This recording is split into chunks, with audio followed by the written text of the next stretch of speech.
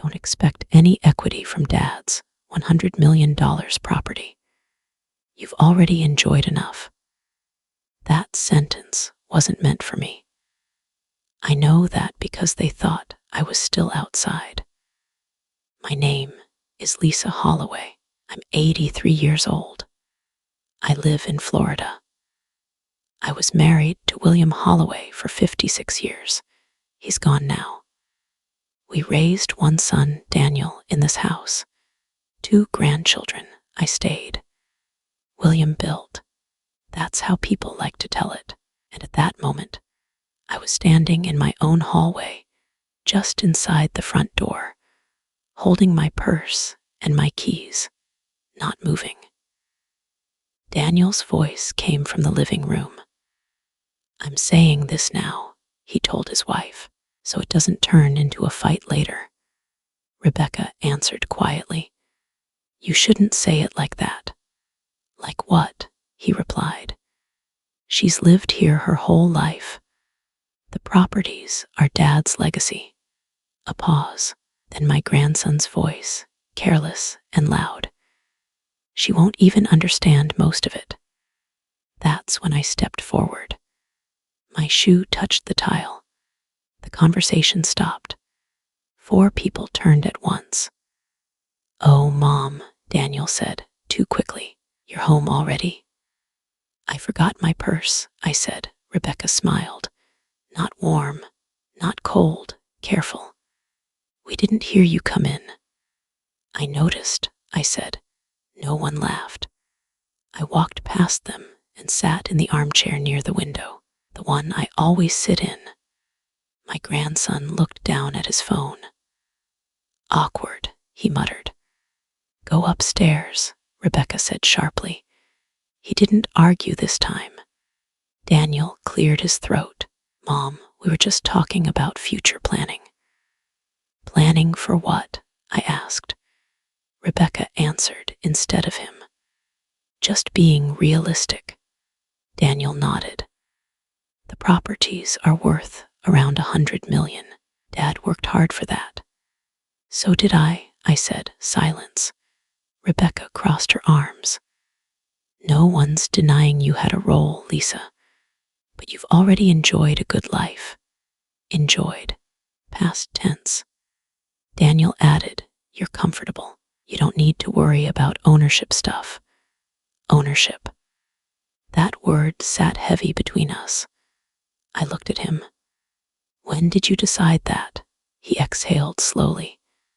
We're not deciding anything. We're just preparing. For when? I asked. No one answered. I stood up. I'm going upstairs, I said. Rebecca stepped forward. You don't need to use the stairs right now. We can set you up downstairs.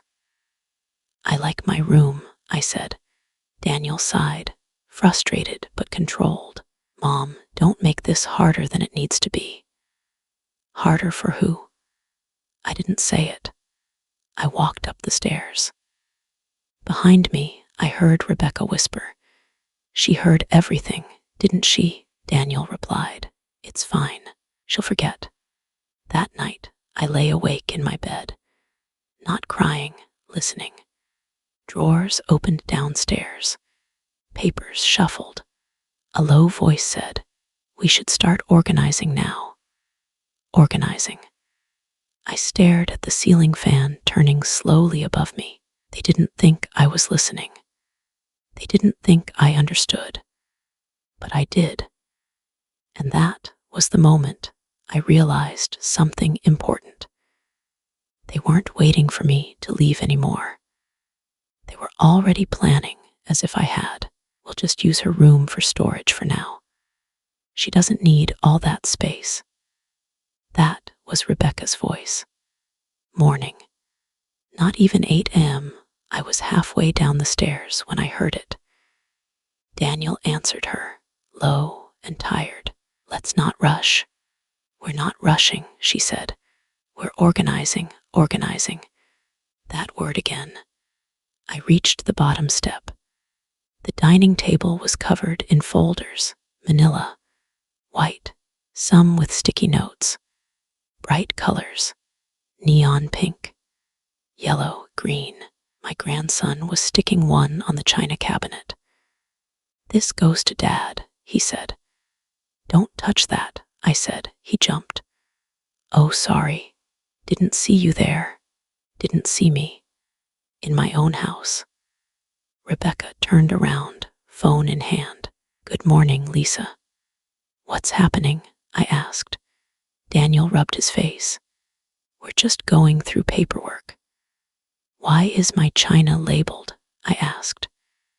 Rebecca glanced at the cabinet like it was already gone. "We're just tagging things so it's easier later." "Later when?" I asked. She smiled. "You know, I didn't." My granddaughter walked in, earbuds dangling. "Dad, can I take the blue room? It gets better light." Daniel hesitated. "Let's talk about that later." Rebecca jumped in. "She won't be using it much." I looked at her. "I sleep there." "Oh," she said, like she'd forgotten. For now. My grandson peeled another sticker and slapped it on the armchair by the window. "This one's mine," he said, grinning. "That chair was your grandfather's," I said. He shrugged. "Exactly," Daniel snapped. "Hey, enough." But he didn't remove the sticker.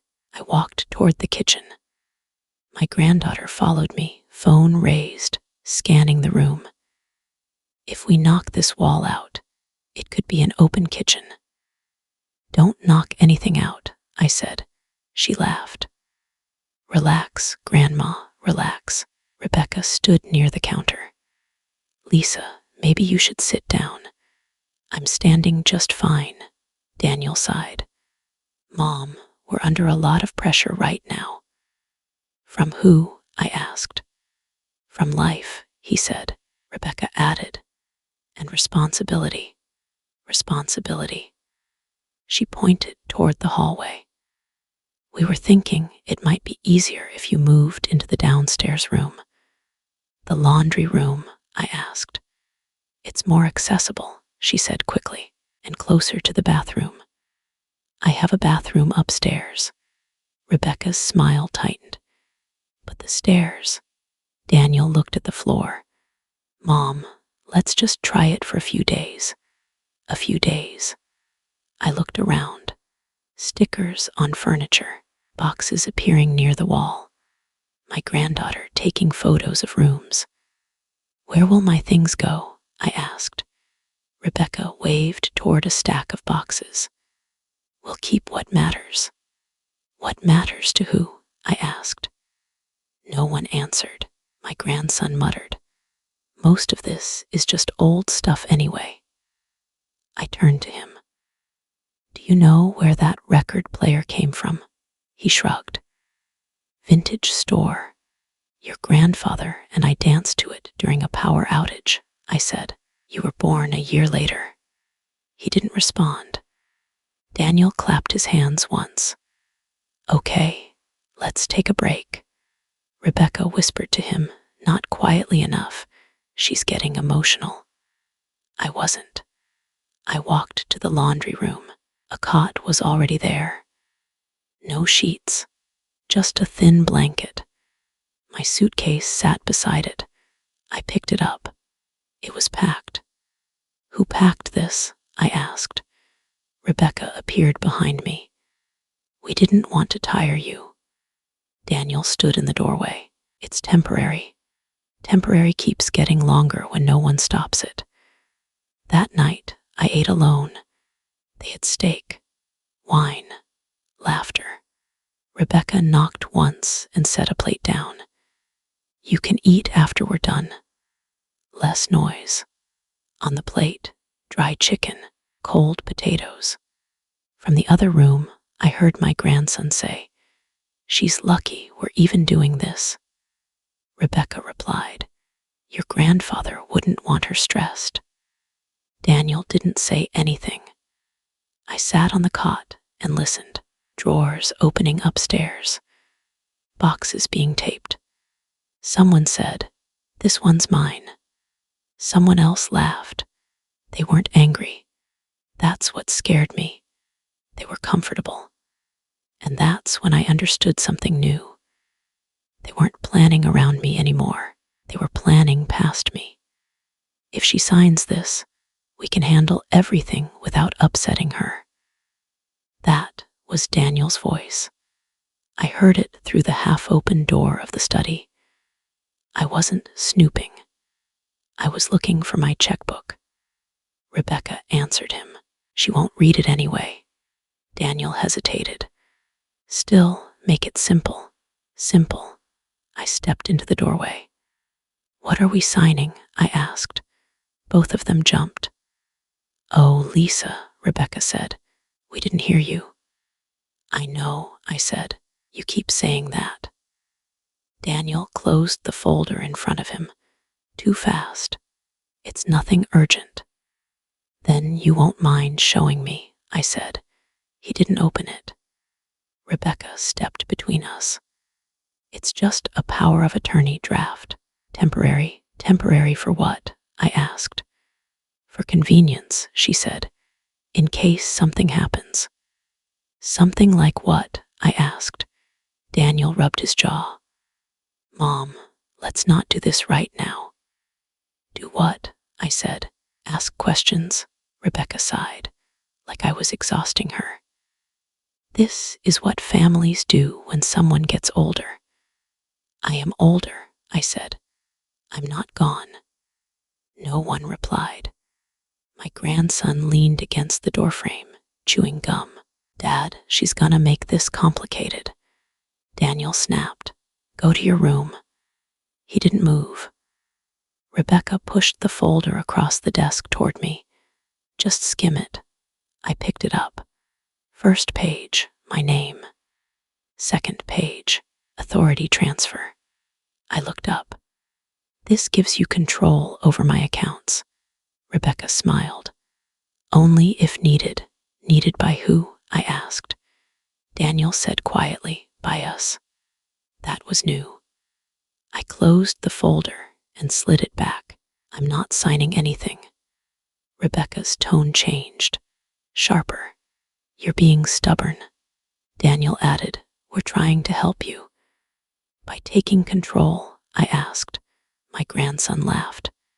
She's paranoid. I looked at him. Do you know what paranoid means? He shrugged. Grandpa said you've been forgetting things. Daniel's head snapped up. I didn't say that. Yes, you did, Rebecca said. Last night. Silence. I handed the folder back to Daniel. No, Rebecca crossed her arms. Then we'll revisit it later. Later again. I walked out. In the hallway, my granddaughter was on FaceTime. Yeah, we're figuring it out. Grandma's resistant. She saw me and turned away. I went to the laundry room. My suitcase was still there. Someone had added a label to it. Lisa, clothes. I peeled it off. 10 minutes later, my phone rang. Unknown number. Mrs. Holloway, a man asked. Yes. This is Mark Feldman. I'm calling from Coastal First Bank. I leaned against the sink. What about? There was a request submitted this morning regarding account access. I didn't answer. Mrs. Holloway, he said again. Yes, I said. I'm listening. We just needed verbal confirmation. Confirmation of what? I asked.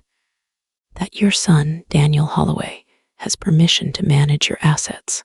I laughed. Not loud, just once. No, I said. He doesn't. A pause. Thank you for clarifying, the man said. We'll note that. I hung up. Behind me, Rebecca stood in the doorway. You called the bank, she asked. They called me, I said. Daniel appeared behind her. Mom, no, I said. You don't get to start sentences anymore. Rebecca's face hardened. You're making this difficult. Daniel added, you're forcing our hand. I turned to him. Doing what? Protecting what Dad built, he said. And what did I build? I asked. He didn't answer. That afternoon, the atmosphere changed. Voices lowered when I entered rooms. Phones went quiet. Doors closed. At dinner, Rebecca said, "We'll handle the bills from now on." "I've handled them for decades," I said. She smiled. "And now you don't have to," my grandson whispered, finally. Daniel didn't stop him. That night, I locked my door. First time in 40 years. On the other side, I heard Rebecca say, "She's going to be a problem." Daniel replied, "We'll manage, like an asset, like a liability." I sat on the cot and looked at my hands. Still steady, still mine. They thought this was about paperwork, but now I understood something else. They weren't just rearranging the house. They were trying to erase my authority. And they were getting sloppy. She doesn't need to know about that account. It'll just confuse her. That was Rebecca again. Kitchen. Afternoon. I was standing right behind the pantry door. Daniel replied, quieter, "We still need her signature for some of it."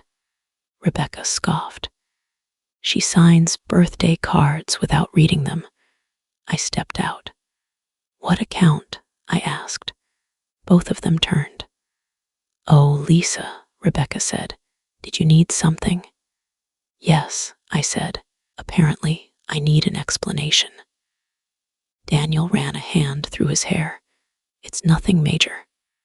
"Then say it out loud," I said.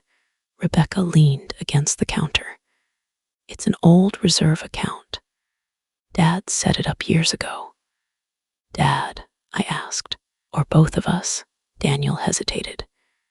"Dad handled finances. Dad signed checks," I said. "I handled survival." Rebecca laughed once. Sharp. "See, this is what I mean. She's emotional." I looked at Daniel. "Am I wrong?" He didn't answer.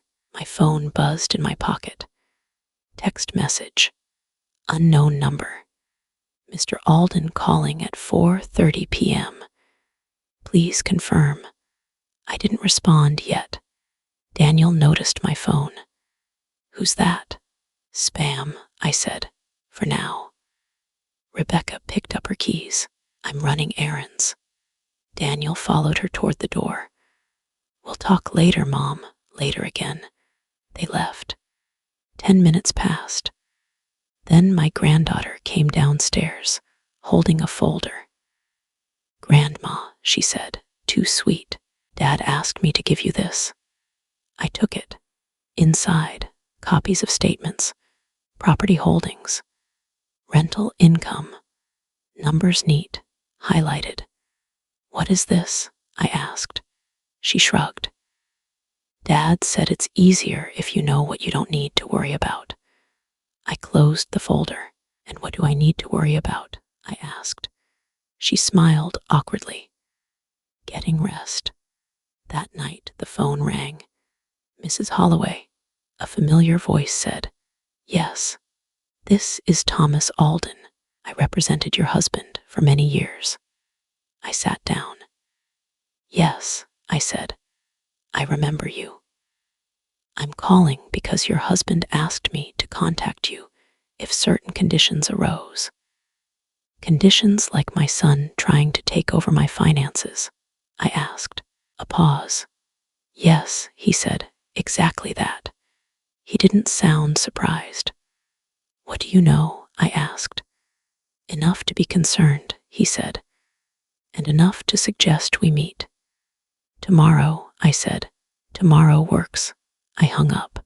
Behind me, the floor creaked. Daniel stood in the doorway. "Who was that?" he asked. "A lawyer," I said. His face tightened. "Dad's lawyer?" "Yes." Rebecca appeared behind him. "You went behind our backs," I laughed. "You've been behind mine all week." Daniel stepped forward. This isn't necessary. Neither is lying, I said. Rebecca crossed her arms. You're making things hostile. Daniel added, Dad wouldn't want this. I looked at him. Dad wouldn't want you whispering about me like I'm already gone. Silence. Rebecca broke it. So what are you planning? I'm planning to listen, I said. Something none of you have done. That night, I packed a small bag, just essentials. Rebecca noticed. Where are you going? She asked. Out, I said. Daniel frowned. You shouldn't be driving at night. I've driven longer than you've been alive, I said. Rebecca whispered to him. She's spiraling. I grabbed my keys. Outside, my phone buzzed again. Text from Mr. Alden. Bring any documents you still have access to, especially anything from early years. Early years. I thought of the file box in the garage, the one no one touched. I went straight there. As I pulled out the box, my grandson walked in. What are you doing? He asked. Remembering, I said. He laughed. You really think you're part of all this? I looked at him. I know I am. He shook his head. You built dinners. Grandpa built buildings. I closed the box. You don't know what I built, I said. He shrugged. Then why didn't anyone say your name? That one landed. I didn't answer. I carried the box inside. Rebecca saw it and froze. What's that? Mine, I said. Daniel stepped in front of me. You don't need old papers. I do, I said, because you're counting on me forgetting. He exhaled. This is getting out of hand. No, I said, this is coming into focus. I went to my room and locked the door. Downstairs, voices rose. She's going to cause trouble. We should have handled this earlier. Dad never should have told her anything. They were wrong. He told me everything. They just never bothered to ask. And tomorrow, someone who knew the truth was waiting to listen. Once she's declared unfit, this gets a lot easier. That wasn't Rebecca whispering this time. That was Daniel. I heard it through the speakerphone. They didn't know I was standing there. Rebecca answered him from the other end. You think the doctor will sign off? He will, Daniel said. She's 83. They always do. Always. I reached over and turned the phone off. 5 seconds later, Daniel walked into the room and froze. Oh, he said, you're up early. I heard enough, I replied. Rebecca's voice came back from the phone on the table, muffled but sharp. Did you hang up on me? Yes, I said. I did. Daniel rubbed his temples. Mom, this is exactly why we're worried. Worried about what? I asked. Me disagreeing with you. We're worried about your capacity, he said carefully. Capacity, like a battery. I grabbed my purse. Where are you going? Daniel asked. Out, I said again. You can't just keep leaving, he snapped. What if something happens? I looked at him. Something already did. I drove myself to Mr. Alden's office. No escort, no permission. When I walked in, the receptionist smiled. Mrs. Holloway, he's been expecting you. That alone told me a lot. Mr. Alden stood when he saw me. Lisa, he said, you look exactly like I remember. Still thinking? I asked. He smiled. Very much so. We sat. I opened the box from the garage and slid it across his desk. Daniel didn't know what was in it. Rebecca definitely didn't. Mr. Alden went quiet as he opened it. These are original, he said. Yes, I replied. I kept everything. He looked up. Your husband hoped you would. That was the first shift. He pulled out a document. Do you know what this is? I wrote it, I said. He nodded. I know. Then he said the sentence that changed everything. You are not just a beneficiary, Lisa. You are a co-holder. I felt the room tilt.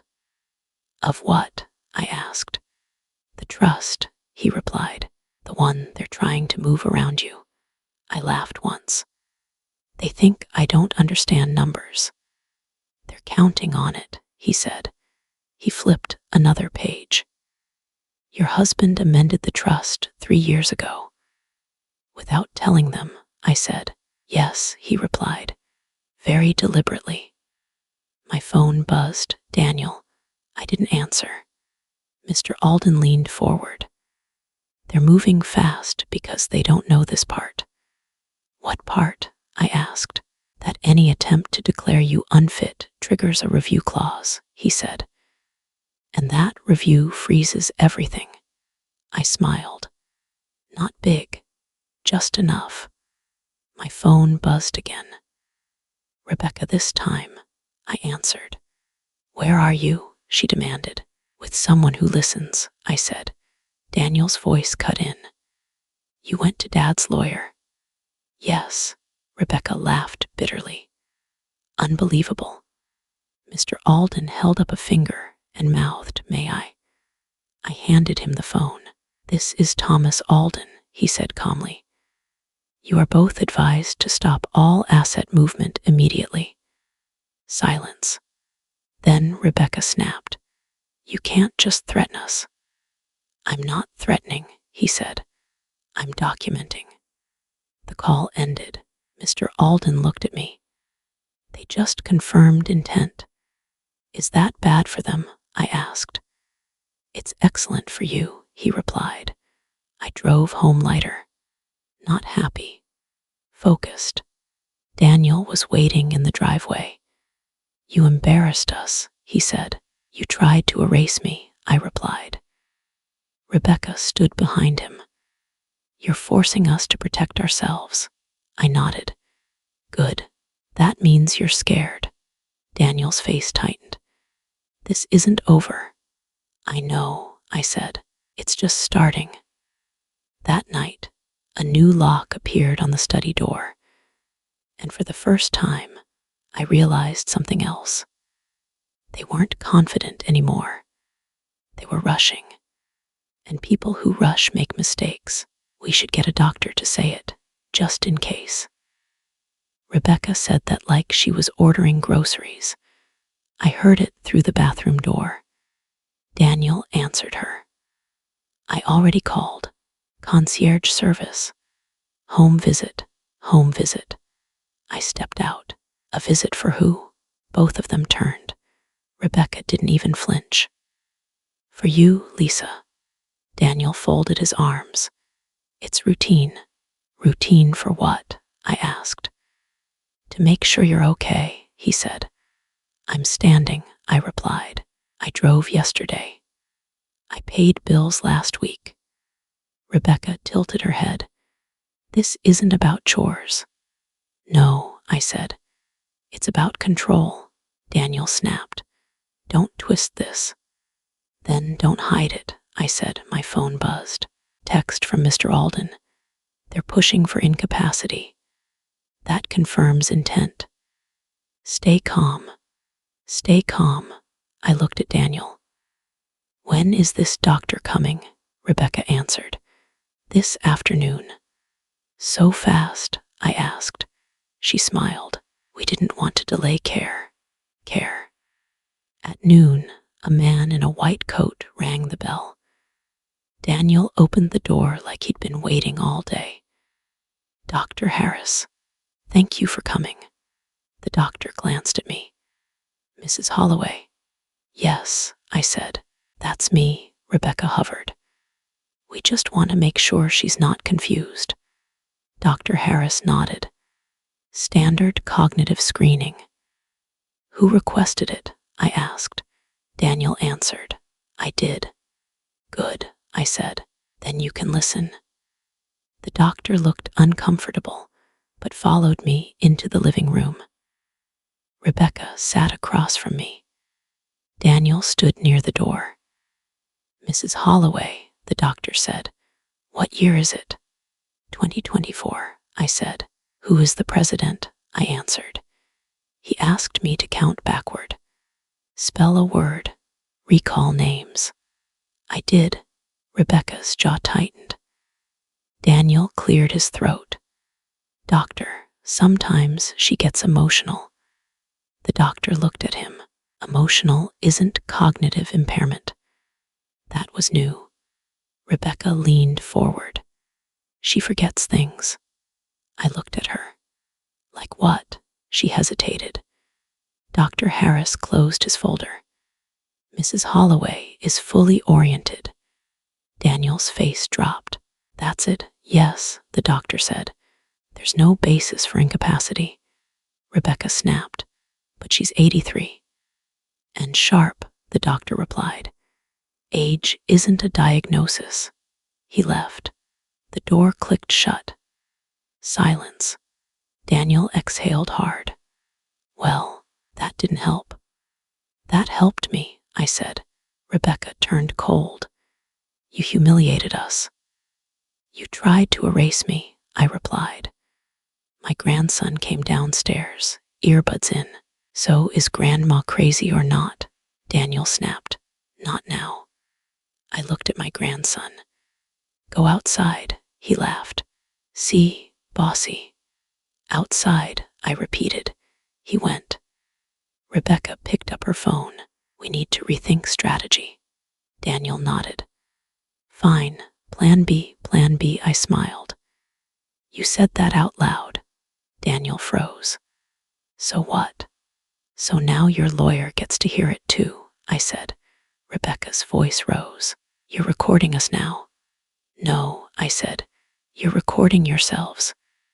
Daniel slammed his hand on the table. "This is our house."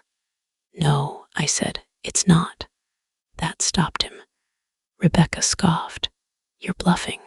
My phone rang. Speaker. Mr. Alden's voice filled the room. "Lisa, I just received confirmation from your physician." Daniel spun. "You're on the phone with him right now." "Yes," I said. Mr. Alden continued. "Dr. Harris has submitted a formal report. Any further attempt to declare incapacity will be documented as coercion." Rebecca's face went pale. Daniel shouted, "This is ridiculous." Mr. Alden replied calmly, "What's ridiculous is attempting to remove autonomy from a competent adult." The call ended. Rebecca whispered, "We're in trouble." Daniel snapped back, "No, she is." I looked at them both.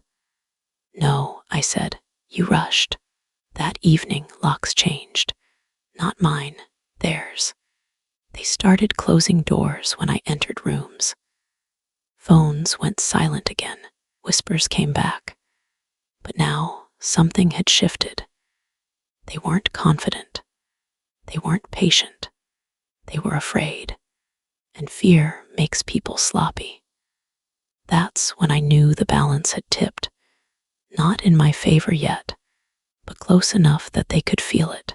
And once people feel that, they start making mistakes they can't undo. If she leaves the house again, change the locks. Rebecca said it like a reminder, not a threat. A plan. I heard it from the hallway. Daniel answered, frustrated. "You can't just lock her out." "She's causing problems," Rebecca said. "We need control again." I walked into the kitchen. "Planning something new?" I asked. Both of them jumped. Daniel recovered first. "Mom, we need boundaries." "Boundaries for who?" I asked. Rebecca crossed her arms. "For everyone," I nodded. "Then start with honesty." Daniel sighed. "This is exhausting." "What's exhausting?" I said. "Is being treated like luggage." My phone buzzed. Text from Mr. Alden. They contacted a probate consultant this morning. That escalates things. Escalates. I put the phone down. Rebecca noticed. You're texting again. Yes, I said, with someone who doesn't lie to me. Daniel snapped. This lawyer is filling your head. No, I replied. You're emptying mine. That afternoon, a woman showed up. Late 40s, suit, clipboard. Hi, she said. I'm Karen, Family Support Services. Rebecca smiled wide. Thank you so much for coming. Karen turned to me. Mrs. Holloway, we're just here to assess your living situation. I wasn't told, I said. Daniel said quickly. It's just informational. Informational for who? I asked. Karen glanced at her clipboard. There have been concerns raised. By whom? I asked. Rebecca answered, by us. Karen nodded. Mrs. Holloway, do you feel safe here? I laughed once. Physically, yes. Socially, no. Karen blinked. Can you explain? Rebecca cut in. She gets confused. About what? Karen asked. Rebecca opened her mouth, closed it. Daniel tried. She forgets conversations. Like which ones? Karen asked. Silence again. Karen wrote something down. Mrs. Holloway, she said, are you aware of your assets? Yes, I replied. Rebecca scoffed. She thinks she is. Karen looked at her. That's not an answer. Daniel snapped. Are you on our side or hers? Karen replied calmly. I'm on the side of accuracy. That shifted the room. Karen turned to me. Do you feel pressured to give up control of your finances? Yes, I said, daily. Rebecca laughed. She's exaggerating. Karen raised a hand. Please don't interrupt. That was new. Karen closed her folder. I'll need to document this as potential coercion. Rebecca's face tightened. Excuse me. Any attempt to isolate or control a competent adult is taken seriously, Karen said. Daniel stepped forward. This is ridiculous. Karen met his eyes. Then stop doing things that look like it. She left. The door shut hard.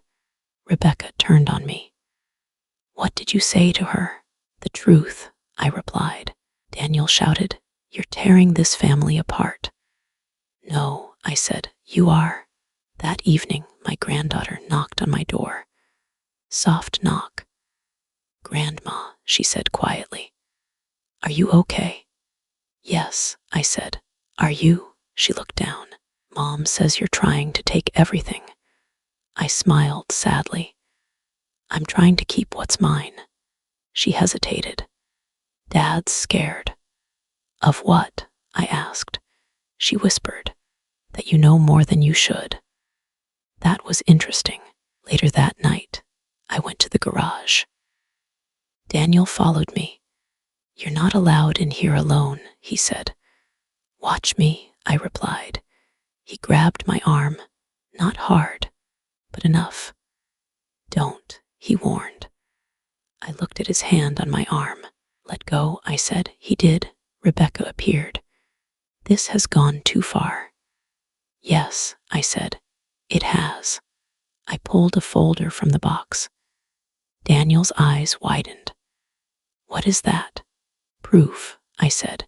Rebecca laughed nervously. You don't even know what you're holding. I met her eyes. I know exactly what I'm holding. Daniel stepped back. Mom, we can talk. We've talked, I said. You just didn't listen. That night, I slept with my door locked. Again, outside, I heard Rebecca whisper, She's dangerous. Daniel replied, She's prepared. And for the first time, he sounded scared. They had tried control. They had tried doctors. They had tried professionals. Now they were running out of moves. and people who run out of moves start making desperate ones.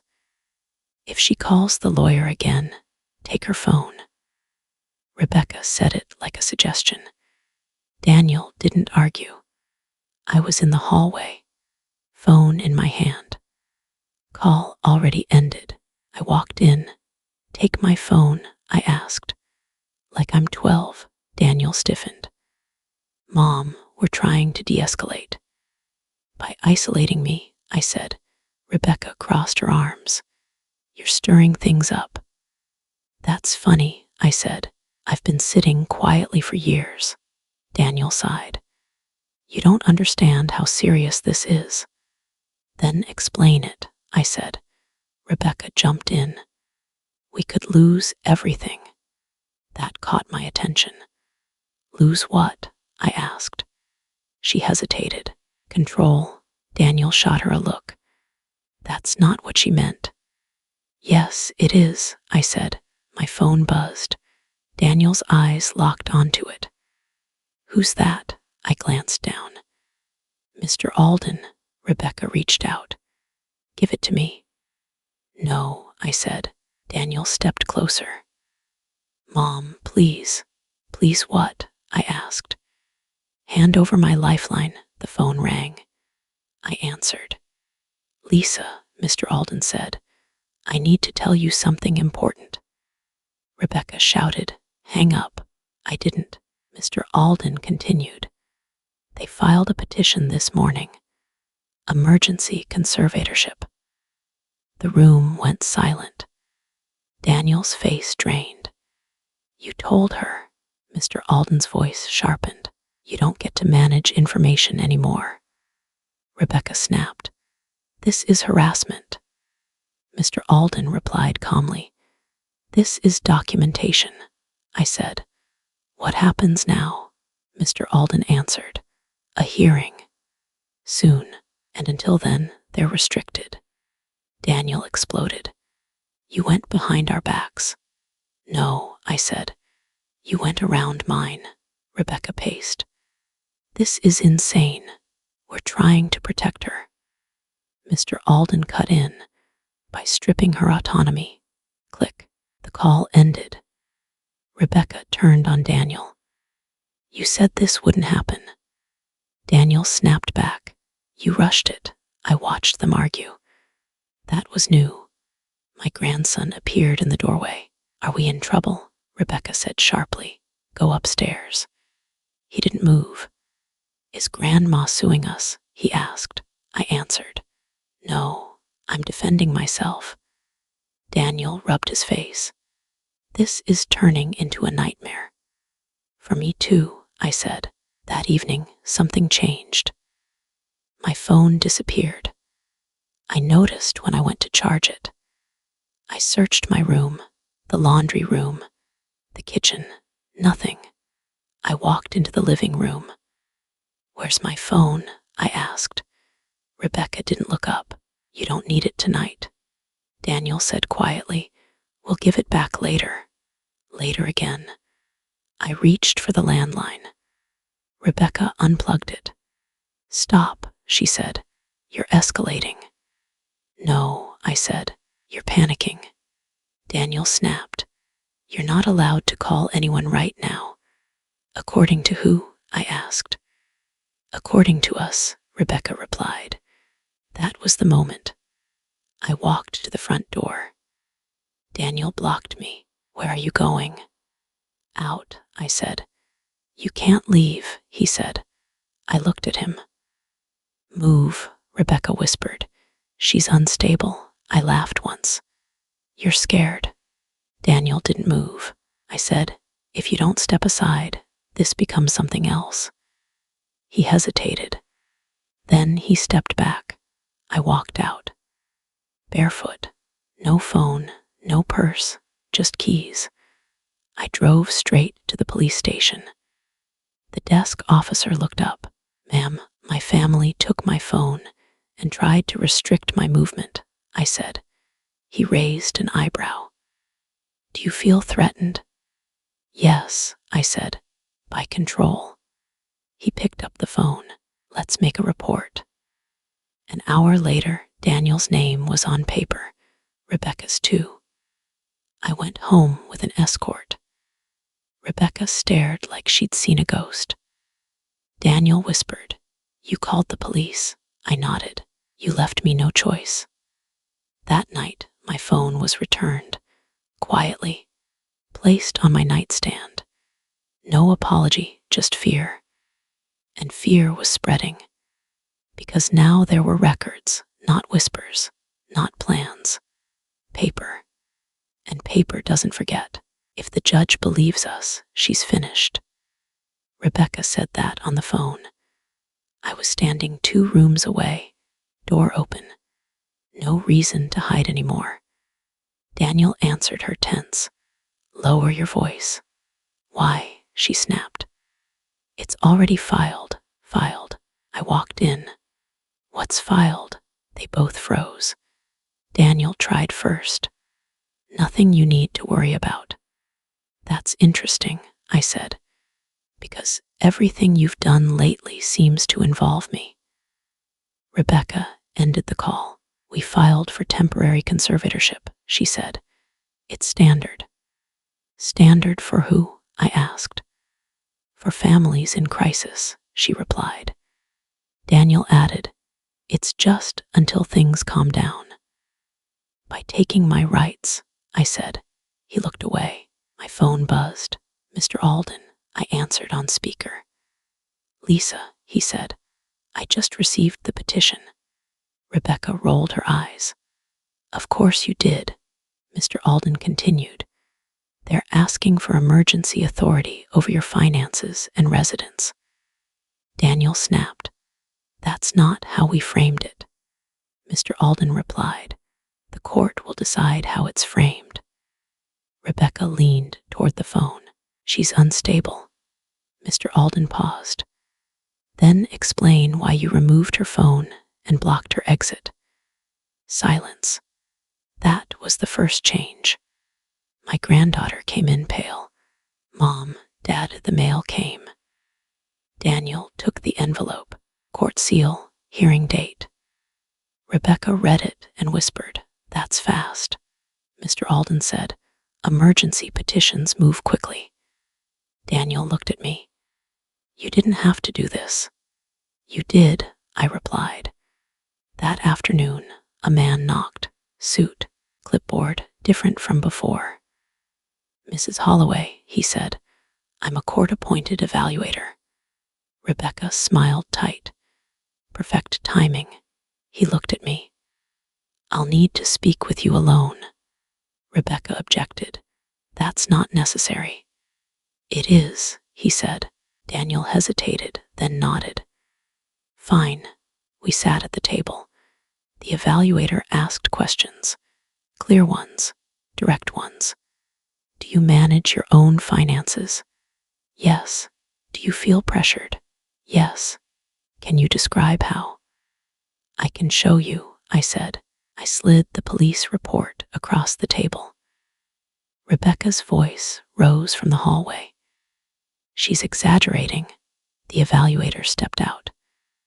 "Ma'am, please lower your voice." Another change. When he returned, he said quietly, "I'll need bank statements." "I have them," I said. Daniel interrupted. "We're the ones who handle that now." The evaluator looked at him. "According to whom?" Daniel didn't answer. That evening, tension snapped. Rebecca packed a bag. "I can't live like this," she said loudly. Daniel paced. "This is spiraling." My grandson asked, "Are we losing the house?" Rebecca snapped. "Go to your room," I said calmly. "No one is losing anything unless they keep lying." That shut them up. My phone rang again. "Mr. Alden." "Lisa, we found something." "What?" I asked. "An account they didn't disclose," he said. "Funds moved without your authorization." Rebecca shouted, "That's not what that is." Mr. Alden replied, "The judge will enjoy hearing that." Daniel's face went white. Rebecca whispered, "You said this was safe." He snapped back. You rushed it. They started arguing. Loud, messy. The evaluator watched. He wrote, "Another change." Later, Daniel pulled me aside. "Mom, we can fix this." By stopping, I asked. He swallowed. By settling. Rebecca shouted from the kitchen, "Don't negotiate with her." I looked at Daniel. "You already did. You just didn't know it." That night, the house split into sides. Doors closed. Lights off early. Phones buzzing quietly. I sat at the table alone when the evaluator passed by. "Mrs. Holloway," he said, "you should know something." "What?" I asked. "Your case isn't weak," he said. "It's very strong." I nodded. "Good." Outside, Rebecca's voice carried through a cracked window. "If we lose this, everything changes." Daniel answered, barely audible, "I know." And for the first time, they weren't talking about managing me. They were talking about surviving what they'd done. The hearing was 2 days away, and now everyone knew it. "You're absolutely right, good catch." From here on, no more hallway eavesdropping. Information will come through direct confrontation, documents, calls, or people speaking to her face to face. Tell the judge she was always just the wife. That's how they'll see it anyway. Rebecca said it to my face. We were sitting at the dining table. No hiding, no whispering. Daniel flinched when she said it. "That's not what I meant," he said quickly. "Yes, it is," she replied. "It's how this works." I leaned back in my chair. "Say it again." Rebecca shrugged. "She supported your husband. That doesn't make her qualified." Daniel snapped. "Enough." I looked at him. "Is that what you're going to say tomorrow?" He didn't answer. That was answer enough. My phone buzzed. "Mr. Alden," I answered. "Put it on speaker," Rebecca said. I did. "Lisa," Mr. Alden said. "We obtained the deposition outline they planned to use." Daniel stiffened. "What outline?" Mr. Alden continued. "They intend to frame you as emotionally dependent on your husband's decisions." Rebecca smiled. "Accurate," Mr. Alden paused. "Then you'll want to explain this." Papers slid across the table. Daniel looked down. His face changed. "What is that?" he asked. I answered. "My signature on documents older than you." Mr. Alden said, "Property restructuring, debt assumption, risk mitigation." Rebecca scoffed. "She didn't write those." Mr. Alden replied, "We confirmed handwriting with 2 analysts." Daniel swallowed. "That's not possible." "It is," I said. "You just never asked." Another change. My granddaughter walked in slowly. "Mom, Dad, what's going on?" Rebecca snapped. "Go upstairs." "No," she said. "I want to hear this." I nodded. "Sit." Daniel looked at his daughter. "This isn't for you." "It is if you're lying," she said. Silence again. Mr. Alden continued. "These documents place Lisa Holloway as co-architect of several asset protections." Rebecca leaned forward. So, Mr. Alden said, "that contradicts your entire argument." Rebecca's voice rose. "She didn't run the business," I replied calmly. "I kept it alive." Daniel looked at me. "Why didn't you ever say this?" "Because your father asked me not to," I said. "And because silence kept peace." Rebecca laughed sharply. "Peace? You let us believe." "I let you assume," I corrected. Another shift. Daniel stood. "Tomorrow isn't going to go the way you think." Rebecca snapped back. "We still have character witnesses." Mr. Alden replied, And we have financial ones. My granddaughter asked quietly. Dad, did Grandma really do all this? Daniel didn't look at her. I didn't know. Rebecca shot him a look. Don't soften now. He ignored her. I stood. I won't be painted as confused, I said. I won't be painted as lucky. Rebecca scoffed. You think the judge will care? I met her eyes. Yes, because truth is boring. And courts love boring. Mr. Alden chuckled softly. She's right. Rebecca gathered her bag. This isn't over, I nodded. It is. You just don't see it yet. That night, no one argued. No calls. No packing. No plans. Just tension. Tomorrow, they weren't going to talk about me. They were going to talk to a judge. And for the first time, they realized I wasn't walking in as a confused old woman. I was walking in as someone who had kept receipts. If she loses tomorrow, we'll move her out quietly. No scene. No drama. Rebecca said it at the table. Not whispered. Not hiding. We were all there. Daniel stiffened. Stop talking like that. She looked at him. I'm being practical. I looked at both of them. You're planning my exit like a schedule. Rebecca shrugged. Someone has to. Daniel stood up. This isn't helping. Neither is pretending, she shot back. The hearing is tomorrow. If the judge sides with us, we can finally stabilize things. Stabilize by removing me, I asked. Rebecca nodded. Yes, my granddaughter pushed her chair back. You mean kick Grandma out? Rebecca snapped. Don't dramatize. Daniel rubbed his face. Everyone needs to calm down, I said. No, everyone needs to be honest. That shifted something. My phone buzzed. Mr. Alden, I answered. Speaker, Daniel said quietly. I did. Lisa, Mr. Alden said. We just received their final filing. Rebecca leaned forward. And they're claiming you never made independent decisions, he replied. That your husband handled everything. Rebecca smiled. Because he did. Mr. Alden paused. Then explain this. I slid a folder across the table. Daniel picked it up. What is this? He asked. Early trust drafts, Mr. Alden said. Written notes. Margin edits. Rebecca laughed. She probably just signed where she was told. Daniel flipped a page. His hands stopped. These notes, he said slowly. They're strategic, I nodded. I wrote them, Rebecca scoffed. You wrote comments. That's not the same as building anything. Mr. Alden replied. These comments changed the structure. Daniel looked at me. You never told me this. You never asked, I said. Another change.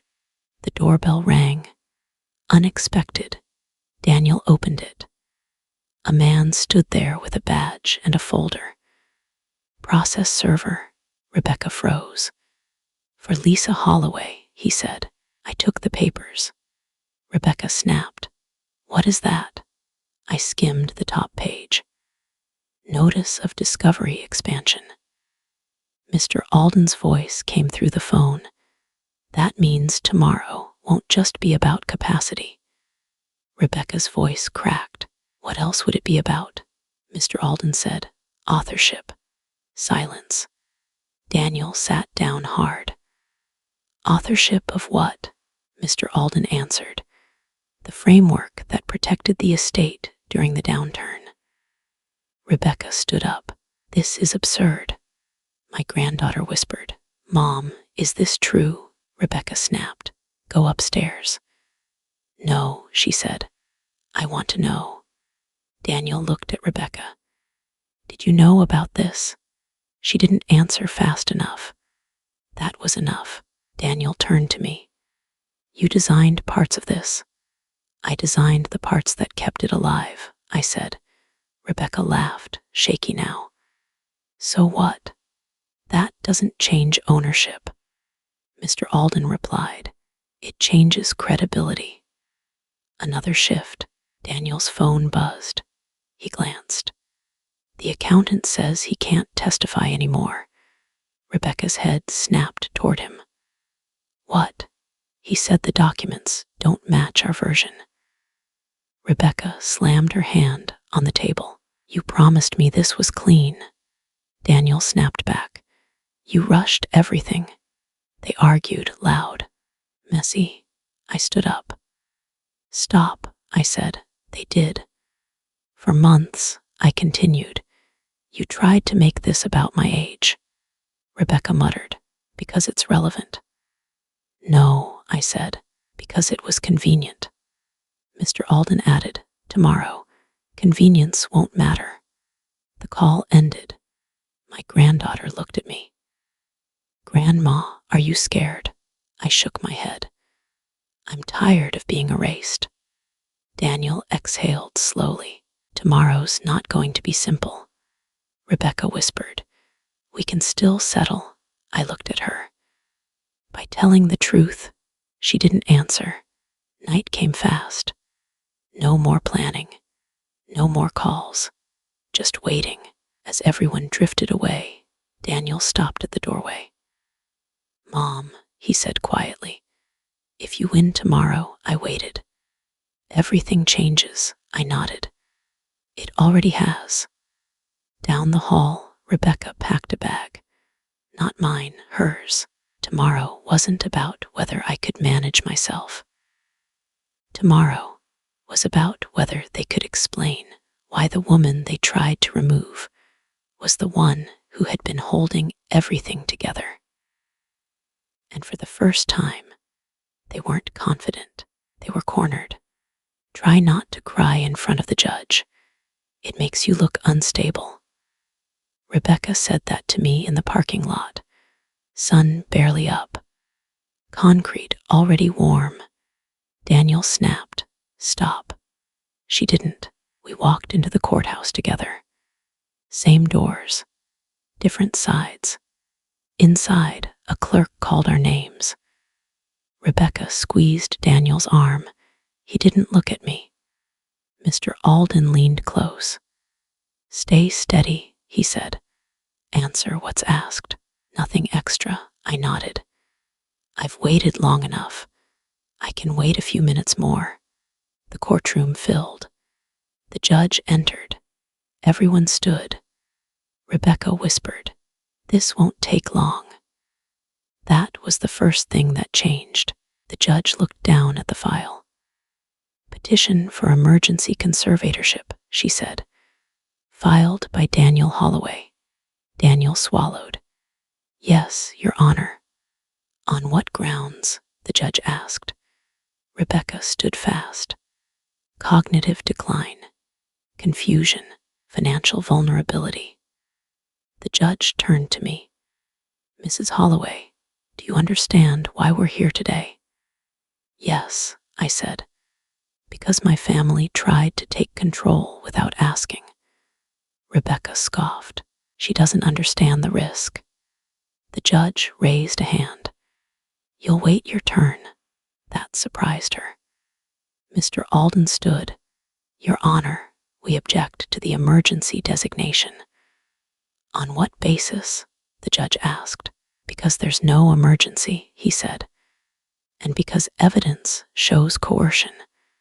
Rebecca leaned forward. That's ridiculous. The judge looked at her. You'll speak when recognized. Another change. The evaluator was called. He testified calmly. Mrs. Holloway is fully oriented. No impairment observed. Rebecca shook her head. He saw her once. The judge asked. And how many times did you see her, Mrs. Holloway? Every day, Rebecca replied. The judge nodded slowly. That doesn't make you qualified. Daniel flinched. Next, the bank officer testified. Mrs. Holloway has managed her accounts for decades, he said. No irregularities, no missed payments. Rebecca whispered loudly. She had help. The judge looked up. Who? Rebecca opened her mouth, closed it. Mr. Alden stood again. Your Honor, we'd like to address motive. The judge leaned back. Proceed. Mr. Alden held up a document. On the same week this petition was filed, funds were moved without Mrs. Holloway's consent. Rebecca stood. That's not, sit, the judge said. Now, Rebecca sat. Daniel stared at the table. Mr. Alden continued. These actions suggest not protection, but control. The judge turned to Daniel. Mr. Holloway, did you authorize those transfers? Daniel hesitated. Yes, without your mother's consent, the judge asked. Yes. The room went quiet. That was another change. Rebecca jumped up. We were trying to protect the estate. The judge looked at her. By violating fiduciary norms. Rebecca's voice shook.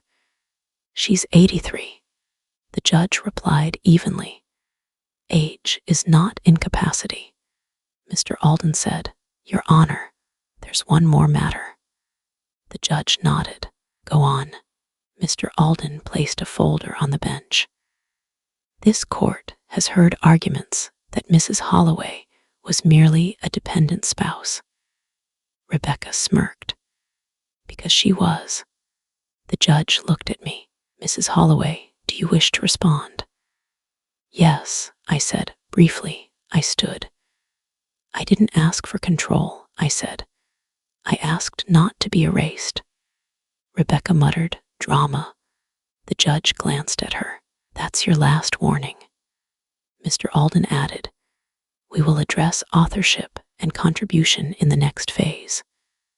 The judge's eyes sharpened. Authorship of what? Mr. Alden replied. The framework that stabilized the estate. Rebecca froze. Daniel whispered, what does he mean? The judge closed the file slowly. This hearing is not concluded. Another shift. She looked directly at Daniel. Your petition for emergency conservatorship is denied. Rebecca gasped. Daniel exhaled hard. The judge continued, and this court orders a full evidentiary hearing on financial conduct. Rebecca stood again. This is outrageous, the judge said calmly. So is attempting to silence a competent adult. Gavel. Once, court recessed. Outside, Rebecca grabbed Daniel. You let this happen, he snapped back. You pushed too hard, she turned to me. This isn't over, I nodded. I know. It's finally started. Mr. Alden joined us. Lisa, they wanted this fast. And now, I asked. Now, he said, they have to explain themselves. Rebecca heard that. Her confidence cracked. Just a little. As we walked away, Daniel said quietly, Mom, what's this about authorship? I looked at him. Next hearing, I said. You'll hear it with everyone else. And for the first time since this began, the power didn't feel borrowed. It felt returned. She didn't design anything. She just signed where she was told. Rebecca said that inside the courtroom. Clear, confident, like she'd practiced it. Daniel sat beside her, jaw tight. Didn't look at me. The judge leaned forward. Mrs. Holloway, that's a serious claim. Rebecca nodded. And it's accurate. Mr. Alden stood. Your Honor, we object to characterization without evidence. The judge waved him on. Let's hear the evidence. Rebecca stood straighter. She was a homemaker, supportive, loyal, but not involved in strategy. My granddaughter whispered behind us. That's not fair, Rebecca snapped. This isn't about fair. That was the first shift. Mr. Alden approached the bench with a single document. May I introduce Exhibit C? The judge nodded. Mr. Alden turned to the room.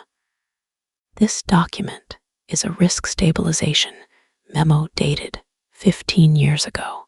The handwriting is not William Holloway's. Rebecca laughed once. So what? Assistants exist. Mr. Alden replied calmly, yes, they do, and they're usually paid. He turned to Daniel. Do you recognize this memo? Daniel glanced at it. His brow furrowed. I've seen parts of it. Where? Mr. Alden asked. In old presentations, Daniel said slowly. Dad used it during the downturn. Another change. Mr. Alden nodded. Correct. This memo became the foundation of the estate's protective framework. Rebecca snapped. That still doesn't make her the author. The judge looked at Mr. Alden. Proceed. Mr. Alden called the next witness. A man in his 60s took the stand. Gray suit, careful voice. State your name. Martin Reyes, former senior analyst at Gulf Coast Holdings. Rebecca stiffened. Mr. Alden asked, Mr. Reyes, do you recognize this document? Yes, he said. I argued against it. Rebecca laughed nervously. Against what? Against the strategy, Reyes replied. I said it was too conservative. The courtroom murmured. Mr. Alden continued. Who wrote it? Reyes looked directly at me. She did. Rebecca stood. Objection. The judge raised her hand. Overruled. Answer the question. Reyes nodded. Lisa Holloway wrote it. I argued with her for weeks. Daniel's head snapped up. That's not possible. Reyes replied calmly. It is. She was the sharpest person in the room. Silence landed hard. That was the second shift. Rebecca shook her head. He's lying. Mr. Alden asked. Why would he lie? Rebecca opened her mouth, closed it. Mr. Alden turned to Reyes. Did Mrs. Holloway ever receive credit? No, he said. She asked not to. Rebecca laughed again, but this time it cracked. So she chose invisibility. I spoke for the first time. I chose peace. The judge looked at me. And were you aware your work was being used?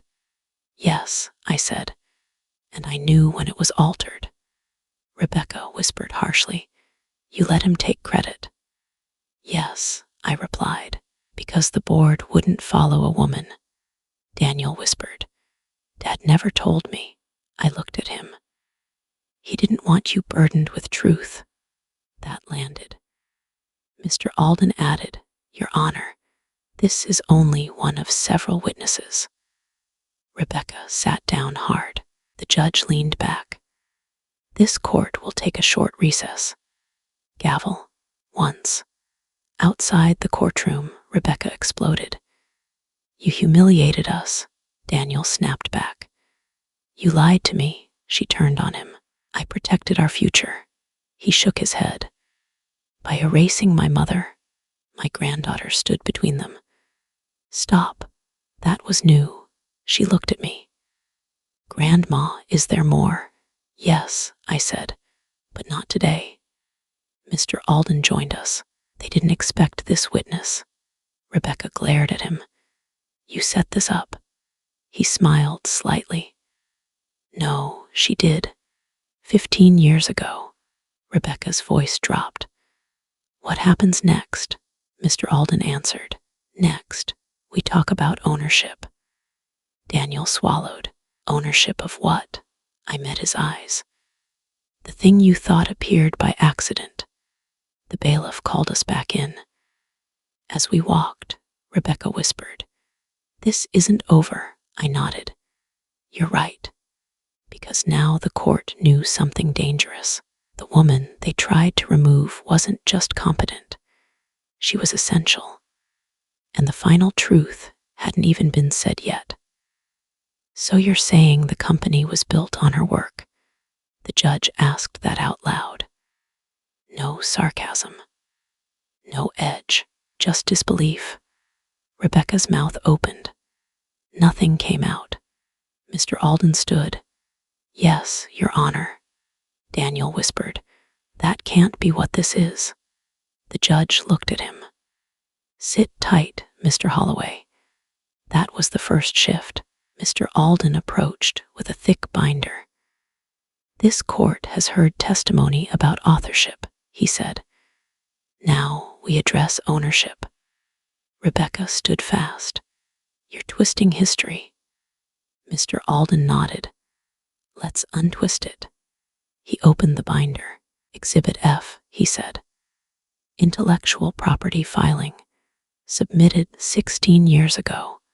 Rebecca scoffed. "She didn't invent anything." Mr. Alden replied. "The law disagrees." The judge leaned forward. "Explain." Mr. Alden continued. "The stabilization framework used during the downturn was formally registered as a proprietary model." Daniel looked confused. "Registered by who?" Mr. Alden turned the page. "By Lisa Holloway." The room reacted all at once. Rebecca shouted, "That's impossible." My granddaughter gasped. "Grandma, what?" The judge raised her hand. "Order." Mr. Alden kept going. "The filing was made under a consulting classification. Quiet, legal, valid." Rebecca's voice shook. "She was a wife, not a consultant." Mr. Alden replied calmly, "She was both." That landed. Another shift. The judge asked, "Mrs. Holloway, did you file this?" I stood. "Yes." Rebecca laughed, frantic. "And you just forgot to mention it for 16 years. I looked at her. "No one asked." Daniel stood up. "Dad never said." "I know," I said. "He asked me not to." The judge raised an eyebrow. "Why?" "Because the board wouldn't accept it," I replied. "They wanted one name, one face." Rebecca snapped. "So you let him steal it?" "No," I said. "I let him carry it." The room went quiet. Mr. Alden added, "Your Honor, the licensing terms tied to this framework generated revenue." The judge looked up. "How much?" Mr. Alden said it plainly. "Enough to keep the estate solvent during every major downturn since." Daniel's head dropped. Rebecca whispered, "You're saying we lived off this?" Mr. Alden nodded. "Yes." Another shift. The judge flipped through the documents. "These filings are clean," she said. "Verified. Time-stamped." Rebecca's voice cracked. "This doesn't change inheritance." Mr. Alden replied, "It changes contribution." The judge looked at Rebecca. "And motive?" Rebecca stood again. "She hid this." The judge answered calmly, "She protected it." Daniel spoke quietly. "Mom, you built this." I met his eyes. "I kept it from falling apart." The judge leaned back. "This court does not look kindly on those who attempt to erase contributors." Rebecca snapped. "She's manipulating you." The judge responded, "No, she documented herself." That was it. Gavel. Once. "This court finds no basis for conservatorship," the judge said, "and finds substantial evidence of financial and intellectual contribution by Lisa Holloway." Rebecca sank into her chair. The judge continued, "Further, this court orders a review of asset control and beneficiary conduct." Daniel whispered, "What does that mean?" Mr. Alden answered softly, "It means you don't get to decide anymore." Outside the courtroom, everything broke. Rebecca yelled, "You planned this." I shook my head. I waited. Daniel rubbed his temples. "Why didn't you ever tell us?" I answered simply. "Because I didn't need credit until you tried to take my voice." My granddaughter held my hand. "I believe you." That mattered more than the ruling. Mr. Alden joined us. "Lisa, the court's done." "And them?" I asked. "They're exposed," he said. Rebecca heard that. Her shoulders sagged. "You ruined us." I looked at her. "No, I stopped protecting you." That afternoon, news spread fast. Emails, calls, questions. But for the first time, I didn't have to answer them. The truth had spoken, and it was louder than anything they'd said about me. There was one module left, and it wasn't about court. It was about consequences. "She can keep the money. We just want the house." Rebecca said it in the mediator's office, like she was being generous. Daniel stared at the table, wouldn't look at me. The mediator cleared his throat. "Mrs. Holloway, are you open to settlement?" I answered before Mr. Alden could. "No," Rebecca scoffed. "You won already. What more do you want?" "The truth stayed," I said. "Now the damage leaves." Daniel finally looked up. "Mom, please." "Please what?" I asked. "Shrink myself again." The mediator shifted. "Perhaps we can define terms." Mr. Alden slid a document forward. "Vacate timeline, asset separation. No further contact." Rebecca laughed sharply. "You're evicting us," I nodded, "from what you tried to take." That was the first change. Daniel stood. "This is my childhood home." "So was it mine," I said, "while you erased me inside it." Rebecca snapped. "You're heartless." "No," I replied. "I'm finished." The mediator tried again. "Mrs. Holloway, is there any flexibility?" I thought for a second. "Yes." Rebecca leaned forward. "Finally, you have 30 days, I said, "not 60. Her smile died. That afternoon, the house changed. Boxes appeared. Voices stayed low. My granddaughter came to my room. "Are you really selling it?" "Yes," I said. She nodded slowly. "Good, that surprised me." "Why?" I asked. "Because it stopped feeling like home," she said. "Another change." Daniel knocked later that night. No anger, just tired. "Mom," he said, "I didn't know." "I know," I replied. He swallowed. "I let her talk for me." "Yes," I said, "you did." Silence sat between us. "Will you forgive me?" he asked. "I'll stop carrying you," I said. "That's different." He nodded, like he understood. "Rebecca didn't come say goodbye. She sent a text. 'You didn't have to destroy us.' I typed back once. I didn't. I stopped disappearing. Then I blocked her. The sale closed quietly. No open house. No sign on the lawn. A young couple bought it. They loved the light. I walked through one last time with the agent. "In the kitchen," she said. "This place feels steady." I smiled. It had to be. On moving day, Daniel watched from the driveway. Didn't wave. Didn't follow. I drove away without looking back. Florida sun ahead. Windows down. A week later, I unpacked in a small place by the water. Nothing fancy. Nothing to prove. Mr. Alden called. Funds transferred. Everything finalized. "Thank you," I said. He paused. "You changed a lot of things." "I changed one," I replied. "Who gets erased?" That evening, my granddaughter called. "Grandma," she said, "can I visit?" "Anytime," I said. She hesitated. I'm proud of you. That mattered. Later, I hung one photo. Not the house, not the business, just me, at a table, pen in hand. The woman they tried to remove, still thinking, still standing. And this time, no one was allowed to forget it.